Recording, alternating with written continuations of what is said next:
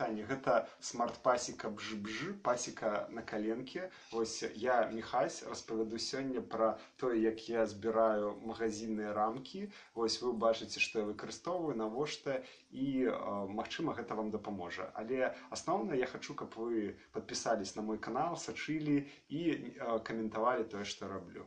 Ось, любая ваша каментары, словы падтрымкі ў тым ліку будуць дапамагаць мне рабіць гэту справу далей, таму што я раблю ўсё з нуля.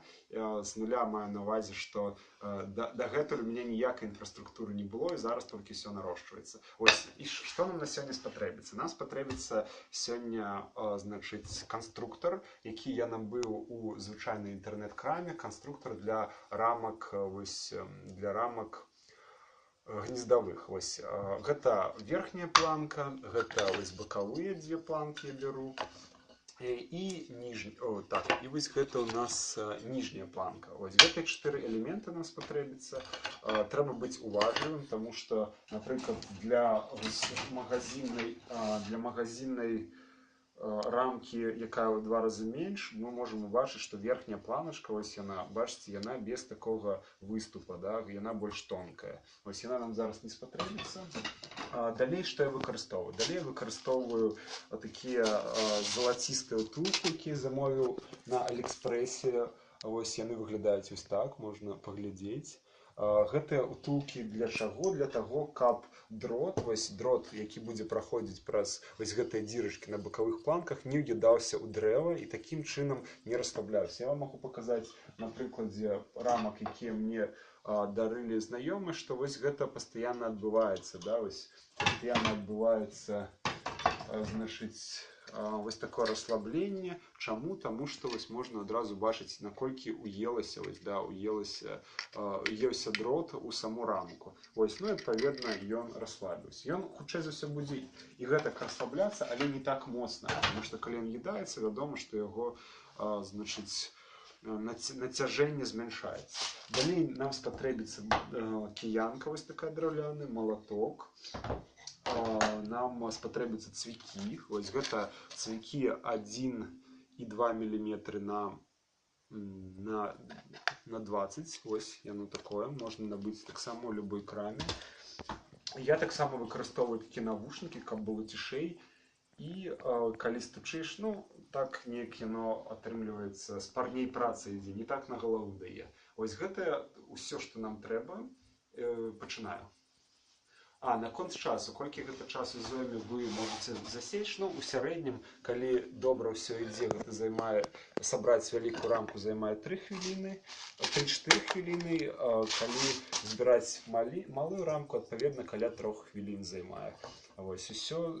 Да, дарэчы, вось яшчэ пра лайфхак распавяду, як вось такія ўтулкі, я забіваю гэтыя ўтулкі. Проста так яны вельмі недобра заходзілі, але калі выкарыстоўваеш цвік, яго вось сюды засоўваеш ужо прасвідраваную адтуліну, робіш некалькі удараў, і вось у нас такая ўжо утулка трапляе, адпаведна, замацоўваецца там, у дзірцы, там, дзе трэба. Вось такім чынам вось я іду па гэтых усіх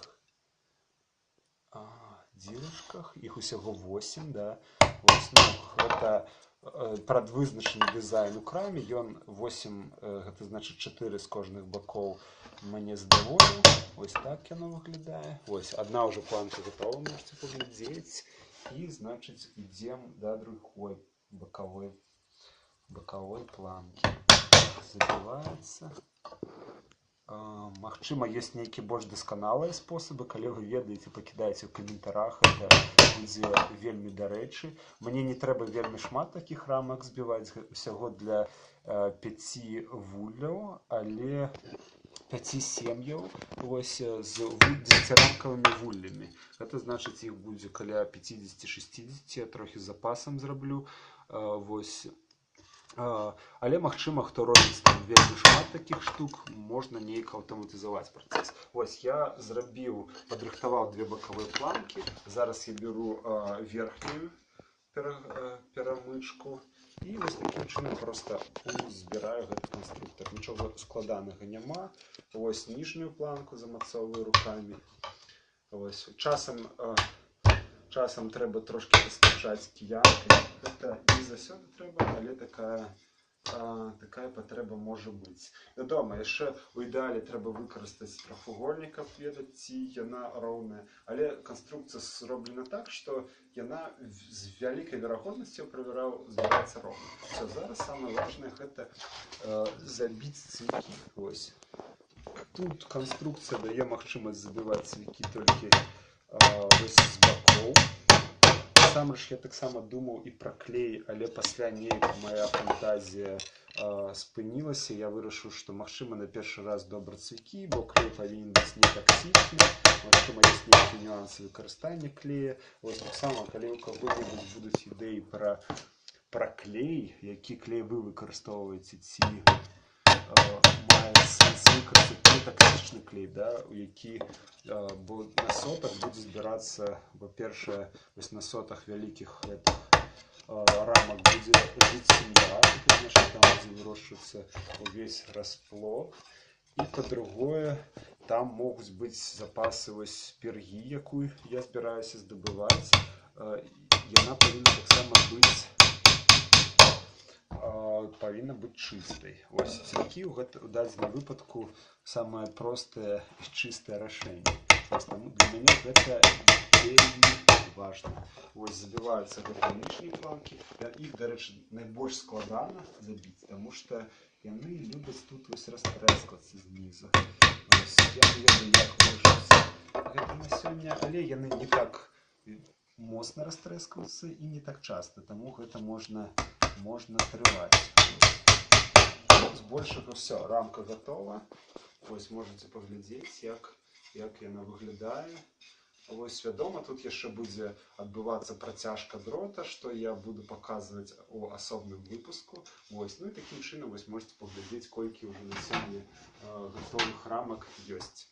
Гэта былі падкасты смарт-пасекі, бж-бж, пасекі на каленке, і з вами быў Міхась. Да наступных выпускаў.